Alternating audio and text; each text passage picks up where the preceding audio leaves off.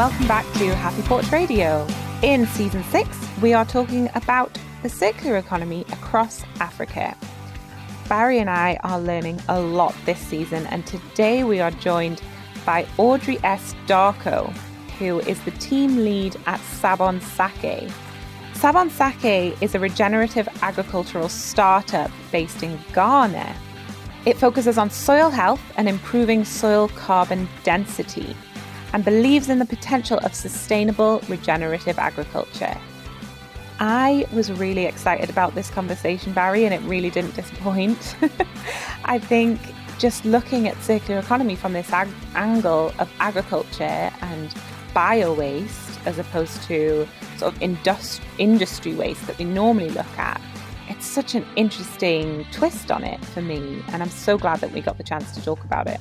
Yeah, not normally, for a season and a half now, we have largely focused on, to use, I think, Ellen MacArthur's terminology, like the technical half of the circular economy. And so it was really fun. And Audrey was inspiring and eloquent and brilliant and cool. And I'm running out of...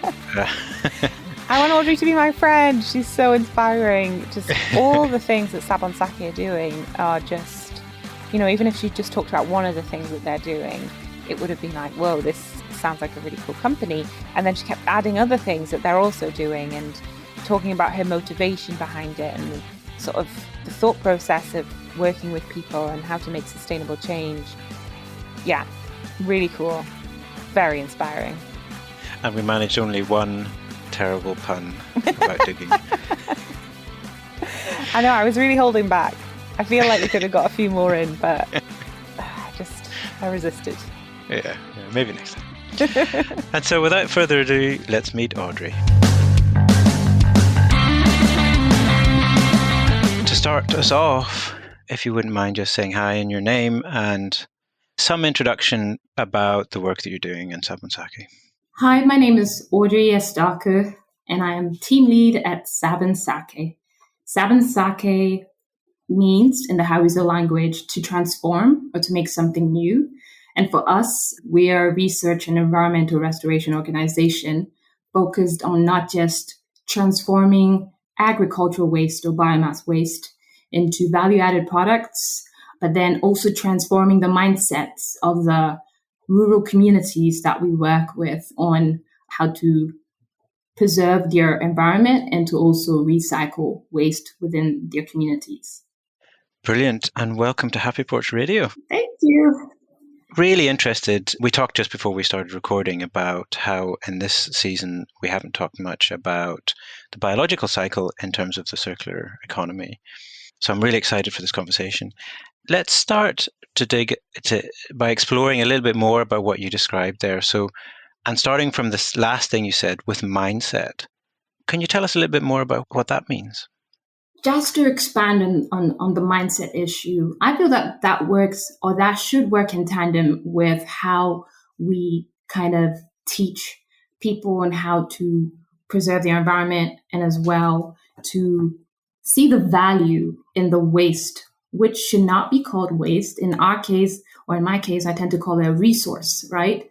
Starting, first of all, for the community or the individuals we work with to realize waste as a resource, first of all. So when they start to shift their mindset from seeing it as not just waste into a resource, then they see how best that can be of value to their lives. And then they begin to value it. And then when they begin to value it, then they preserve it. And when they preserve it, that adds more value and essence to their livelihoods as well as their development. So for us, it's more of like to enhance their thinking around transforming waste through training, through education, through awareness, through discussion, dialogue, and then as well getting them to belong, right? See how it's an advantage for them to make use of the waste, transform it for their betterment. That's how I would talk about transforming mindsets, or the mindset thing linked with circular economy. Thank you, Audrey. I love the name of your company, and it means transform, and how your whole conversation already is like focused around that transformation. I love that sort of image and thinking that way. And as you said, that rethinking of, oh, this is a waste product. No, actually, it's a resource. That's kind of like one of the fundamentals of the circular economy that Barry and I have been coming across time and time again, not just in this season, but in season 5 as well. I'm going to steal the pun that Barry didn't dare say, dig a little deeper. I heard you attempted to say it, Barry, but you didn't go there, and I'm going there. I resist. I love a pun. Yeah, Audrey, can you tell us a bit more about the waste side of things? So what is the sort of problem at the minute, the system that's producing the waste, which we're now reframing as a resource, and how that's potentially sort of problematic in the current system? Awesome. So our waste currently focuses on agricultural waste, and it's quite broad for that term, agricultural waste or biomass waste. So this would entail waste or residue that's coming out from farmlands. It could be, in our case, it would be sugarcane bagasse, right? Which is basically byproducts from extracting sugarcane juice from sugarcane. It could be rice husk.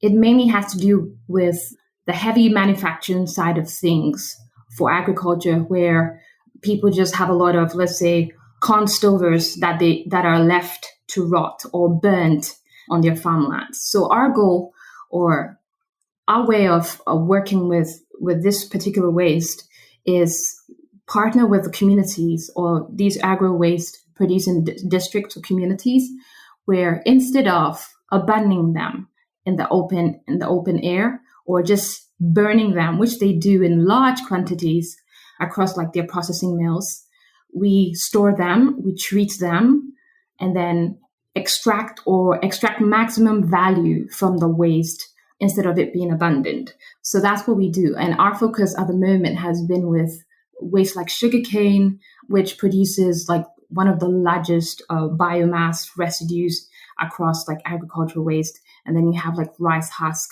and the likes. Thank you, Audrey. So you're based in Ghana, I believe, and I don't have the numbers off the top of my head of how big the agricultural sector is in Ghana. I don't know, is that something you happen to know? I could guesstimate, and probably quite close to the right figures, because Ghana is an agrarian society and you have like over 1 million farmers, but at the same time you have about 50% of GDP coming from agriculture, right? Between like, let's say 40 to 50%. I stand to be corrected, but I know that's been quite prevalent over the years. So you find a lot of people either having it as main occupation or like a side hustle or some sort of hobby.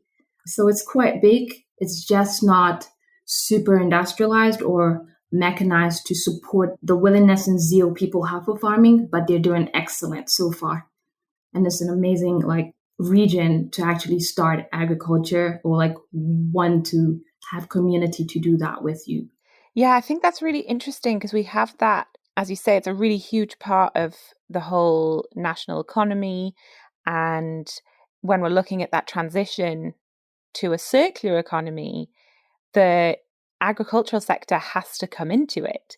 So all this waste that you're talking about being produced is actually on a huge scale when you think about how much agriculture goes on across the country. I don't really have a question. It just blows my mind that this isn't really something that we've spoken about so much when it comes to the transition to circular economy, that agriculture seems to have been almost left behind a little bit. Is that something that you recognize?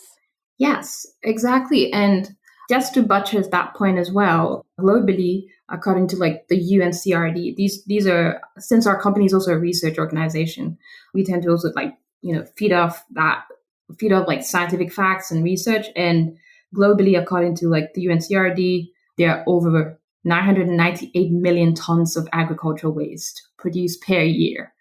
And it just goes to show how much, that industry or sector is also neglected just globally. So imagine with agrarian societies where like people are farming on the daily, the amount of waste that's either being burnt or left to rot, when it could be recycled or when it could be reused or repurposed for the good. Yeah, I can see that. I suppose A question, listening to this, a question that might come up would be, okay, so yeah, there's a lot of agricultural waste that comes up when you're farming at such a huge scale, but can't it just be composted? Isn't that sort of the point of these organic waste streams, that it can just go back into the ground in some way? What would you say to that, Audrey? That's a very good question. Very good, how do I call it, statement. And I feel like it's also a great branch that a lot of organizations and a lot of communities are going into. I mean, it's a good way to put waste to use.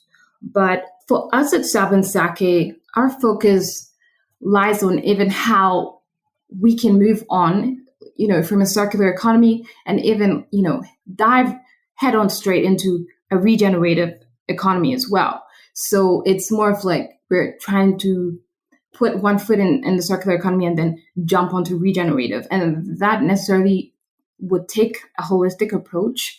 And that would mean that not just composting. It would mean that how are we making use of resources that have been depleted as a result of like the conventional ways, and then build upon that to better the agricultural system. So for us at the moment, we are currently using a carbon capturing system that allows us to turn these biomass waste into stable carbon such that it's stored into the ground to help mitigate climate change. And as well, it becomes a soil additive that can help act as a good catalyst for composting. So we're kind of like, helping people compost a bit faster, because we know that composting takes quite a number of months or weeks for it to mature. And then our process, as well as, helping to better the climate or the environment, can also help stimulate the processes for composting a bit more faster. I love the fact there, Audrey, that you introduced the term regenerative as well, because it's very inspiring. And that example you just gave there, I think, is brilliant. It's not just, in the same way that I often say recycling is, it's not just recycling in terms of circular, it's not just composting in terms of bio-waste as well. I mean, that's part of it, but it's not all of it. So you're talking there about doing carbon capture and facilitating or being a catalyst for the rest of the process. I think that's brilliant. Do you have any other examples of the work that you're doing that can kind of make it real like that?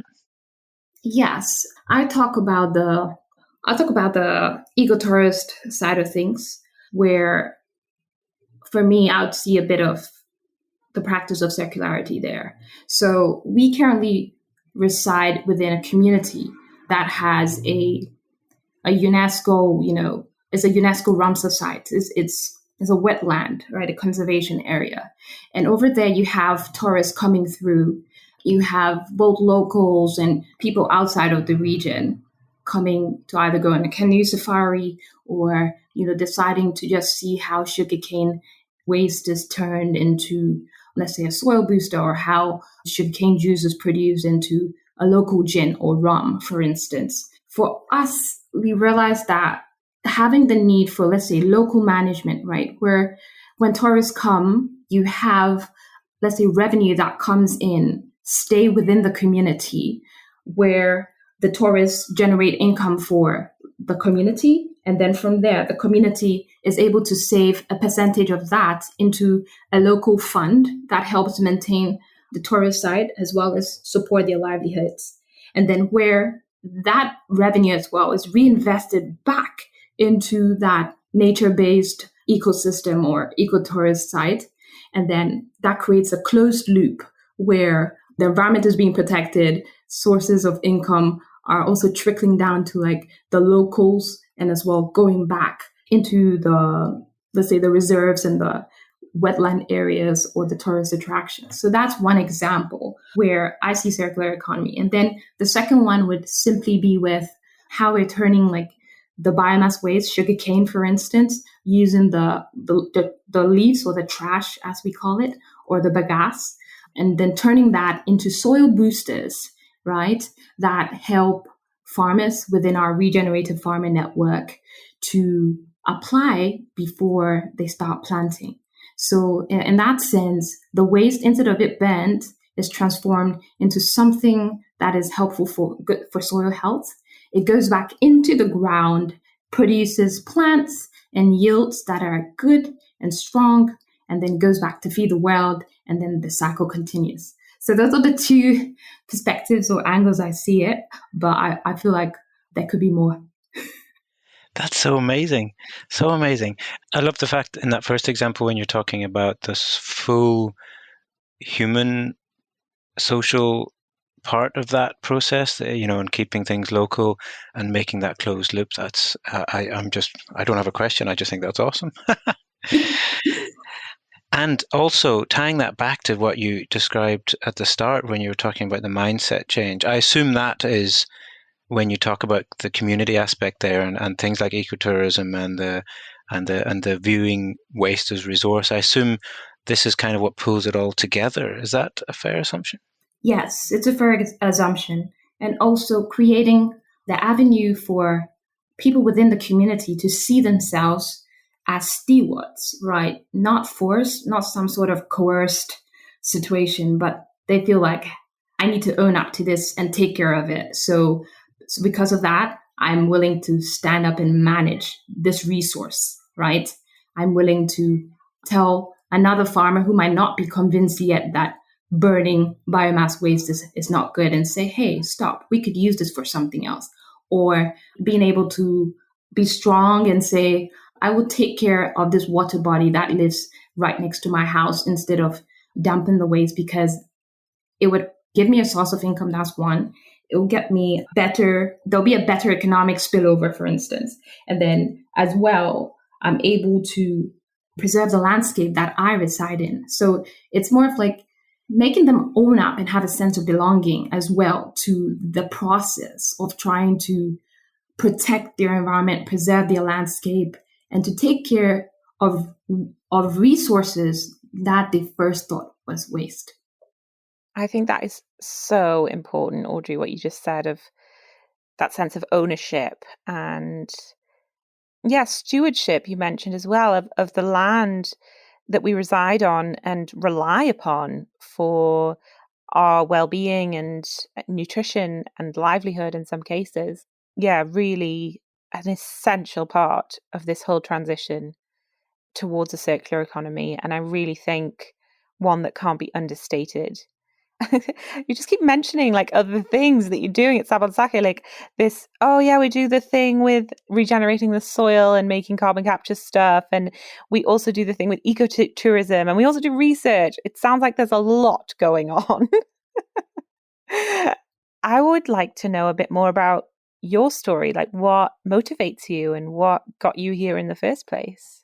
Okay, I'd say it's research. So research is at the apex of the pyramid, and then you have agriculture, and then you have nature under ecotourism or nature-based tourism. So research got me to start this. I think I've just been led by curiosity over the period of my life. Maybe it's a short life, but I decided to take a trip whilst I was in college, and that was because Ghana here had started a sugarcane factory and had set up really huge sugarcane factories across the country. And then we were all excited because it meant, employment, better livelihoods, outgrower schemes where sugarcane farmers, can then supply to these factories. All of a sudden we hear it's collapsed, right? Money spent, money gone. And then we hear it's been resuscitated. We're happy again. And then we hear it's collapsed. Okay, now that sounds very, very repetitive and sad. So I was reading a newspaper one day and I was like, why is this happening?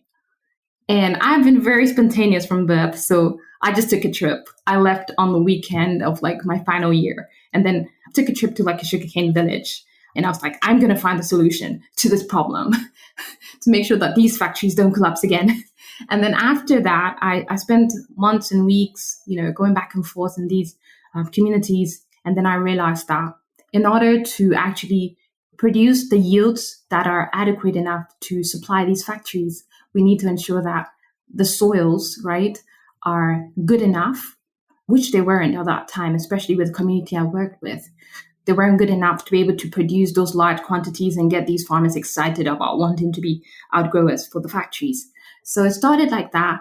And then from there, I just fell in love with the whole nature, the water, the people. And born out of research, I said, why don't we make this a project and then get the people involved to actually steward it? And that's how it all began. But just on the side, I'm also from a family of agriculturists. My grandfather was one. My dad was as well. On my side, his corporate job. And we spent time, picking sweet apples and planting avocados in our backyard, in our small backyard. But that was fun to see. So it was just great trying to do this for a larger space or landscape, which is the community we work with in Ghana right now. So that's how it all began. And I hope I don't give up. But so far, it's been an amazing ride. Wow, that is so inspiring. I was just listening like, oh, that's so cool. Audrey's so cool. I love that you saw this problem. Like, these factories are coming and going. There's no sustainability here. I think I can help solve this problem. And then not only looking just at that sort of enclosed problem of like the factories themselves, but realizing that in order for whatever solution you come up with to be sustainable, it has to be based in the natural environment that is actually producing those resources, that sugarcane. The soil itself needs to be taken care of. And, just looking back historically, I think human civilization has not been good at doing that. Sort of like looking at these small scale, short-term problems and not looking at the bigger picture and thinking, oh, wait, the effect that we have now on the natural environment is what is important, because that's going to help us to maintain whatever it is we're trying to build. Very inspiring. Thank you. I think that's actually really cool. And I feel like that's an approach to, let's say, the circular economy that should be added. I feel like trying to get the people involved, right? And to create that holistic approach where we know that the people can help make this more sustainable, even if there's like a system, a process, some technology that can help create circularity. But if we can get like the human resource, right, to also have that mindset and be part of it, they have the longer end of the stick to actually ensure that circularity is maintained or sustained over the time. Well, that's what I think, at least.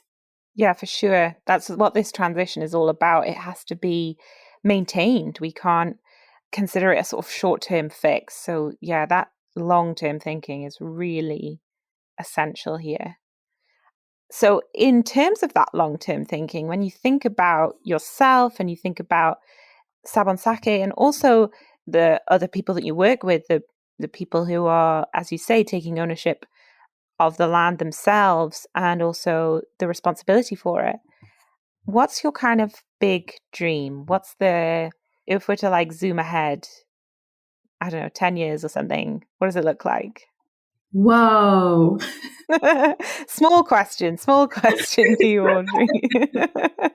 Bullseye. So that's like the big dream, yes? Yeah, the big dream. The big dream would be to actually, first of all, focus on the rural areas, right? I think the urban landscapes kind of get it or are getting it. But then at least for this part of the continent or my country, Ghana, I'd say that first of all is to focus on the rural development of rural communities and then try and set up these small scale, I call them villages. So we call them like regenerative or, if you may, circular villages where you have like a network of people within these various communities, right? Having consistent dialogue or discussion about these things, how we can make waste a resource and mobilize it for our good, and then create those small scale processes, right? Making it more open source for them to actually tap into it, experience it for themselves, and see how they can apply it to their lives. And then from there, I'm hoping that that approach can be decentralized across other communities, across other organizations, across other institutions, whether it be in your office, whether it be in your house, whether it be in like a farmland, whatever it is, decentralizing those approaches and making it very open source and creating those consistent dialogues where they are ambassadors for that mission. And for us, if we can do that in one community that we are working in, and then move on to the next community in the next 10 years and do that to the next, and hopefully capture an entire region, right? And in the region, it could be about maybe 20 districts with 20 communities. That would be the big dream. That would be the big objective. It then means that the solution will not just lie within myself, but then it will be decentralized and dispersed to other people. And then it proliferates, and then it goes on and on and on and lives beyond like myself and then my organization and the people that we work with. So that's like the big dream. Decentralize that approach, decentralize the thinking around waste as a resource, and then get people to actually create that dynamo effect across the regions and then across the country. That's a brilliant answer to that question, Audrey. Thank you. I was just took a moment to absorb what you're saying there. I think that's really, and we've used this before already in this conversation, inspiring. That's awesome. So here's another easy, difficult question. What's the challenges that you face right now when you look at, okay, that would be the wonderful dream. What are the challenges that you're facing right now to making steps towards that dream? Whoa, that's another big question. No worries. Just pulling your legs.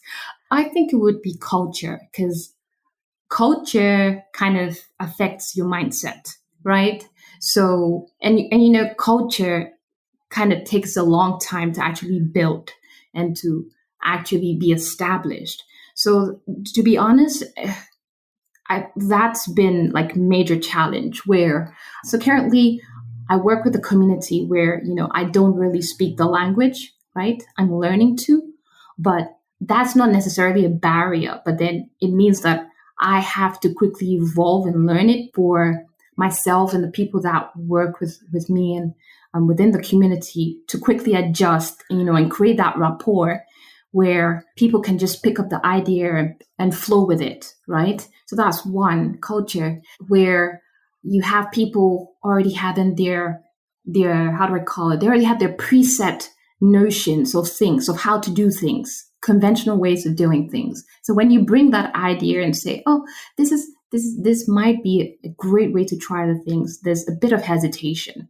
So a challenge there has been culture and trying to break that down, or trying to create those opportunities for people to want to at least listen to you. And I think so far we've done our best, and it's getting better. And the way out in order to create that culture has been to create dialogue, right? Consistent dialogue. And for us, if we can do that more frequently, it would be more easy, to be frank. So that's been a major challenge. Culture, I think that could also affect whether you're in Africa or whether you're in Europe or in the Americas, right? Culture is a huge issue. Another thing, I think that's the main thing. That's the main thing. Okay, yeah, that's awesome. I think that's really interesting. It's like the other side of the coin of the mindset shift change and the opportunity, and a theme that we've seen on several conversations, but especially in this conversation today, Audrey, is that, that as you started talking there about mindset, about how important it is for the role of people, and then your dream was about the community, and that is and then that is the challenge as well, is because people, culture and people are challenging. We're starting to run out of time for this conversation, unfortunately, and I feel like we have, we've barely touched on so many of the things that you and Sabon-Sake are doing. As we start to wind off, one question for you: if people want to find out a little bit more about the work you're doing, or support or cheer along with the work you're doing, is there any ways they can find out more or get in touch? Yes, Barry. We're launching a new version of our website pretty soon. It's probably already up, but it'll be out of better version by, let's say, the weekend. So you can catch us on www.sabon-sake.com. You could also catch us on Twitter @Sabon-Sake. And then as well on Happy Porch. Yeah, you can catch on the podcast very, very shortly. On the podcast. Yes. Awesome. And very finally, is there anything before we sign off on this conversation? And thank you so much for joining us. But is there anything before we go that you would like to, that we haven't touched on, that you would like to mention? I would say, I think it definitely begins with us. If we have to create and establish solidly circular economies within major economies. And that would mean that, one, not giving up. That would mean that seeing the value in the human resource within communities to be able to proliferate that idea, proliferate processes, and establish systems and approaches that have to do with the circular economy.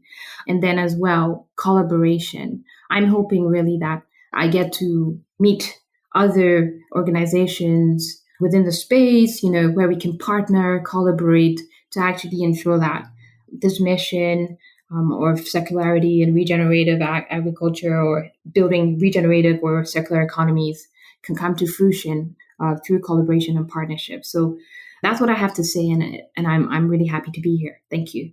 Awesome. Thank you so much. So for everybody listening, Sabon-Sake.com, and also we'll put all those links and everything we've talked about as usual on happyporchradio.com. Thank you so much, Audrey. It's been a real pleasure and honor to have you speaking to us today. Thank you so much. Thank you, Emily. Thank you, Barry. Thank you, Audrey. Thanks for listening to this episode of Happy Porch Radio. Hope you enjoyed it. You can hear more of our episodes at happyporchradio.com. You can also get in touch with us there. Let us know what you think. Let us know if you have any ideas or if you want to talk to us about something. We'd also love it if you can share these podcasts, review, rate, tell your pals, tell your neighbours, tell everyone. Tell your dog. Tell your dog. Listen along with the whole family. And my name's Barry, and I founded happyporch.com and Happy Porch fund and support the podcast. At Happy Porch, we do technology and software development for purpose-led businesses, and we are particularly excited about the role of digital as an enabler for the circular economy. So if you're working on solutions to the big problems we face today, problems like climate change and biodiversity loss and global inequality, then let's connect. Visit happyporch.com and get in touch. And my name's Emily, and I am a coach, a facilitator, and a podcaster. My projects focus on personal development, innovation for a better world, and connecting with nature. My latest podcasting adventure, alongside Happy Porch Radio, is exploring the world of carbon removal. Find out more about this and everything that I do at emilyswaddle.com, or you can get in touch with me at hello@emilyswaddle.com.